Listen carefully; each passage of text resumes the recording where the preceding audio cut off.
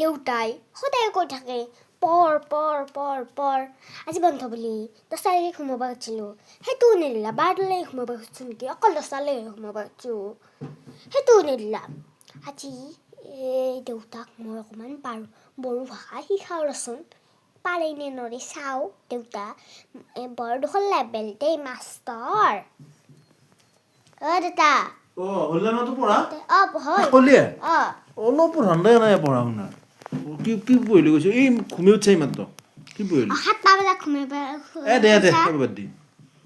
কি পঢ়িলি আজি মই বড়ো ভাষা পঢ়িছোঁ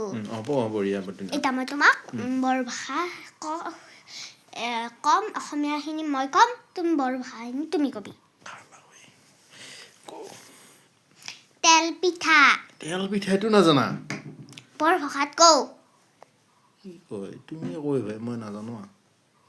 এনেকে মাষ্টৰ হৈছা একো নাজানাই দে তুমি কৈছি বাৰু গোটেইকেইটা কওঁ অনাচি পিঠা তাৰপিছত আৰু তেল পিঠা তাৰপিছত অনাচি পিঠা বঢ়িয়া ভালকে পঢ়িবা দে দেউতাই কয় আৰু কি পিঠা তিল পিঠা কি হ'ব চেমেং পিঠা আৰু টেকেলি পিঠা লাউডুম পিঠা বঢ়িয়া ভাপ পিঠা বঢ়িয়া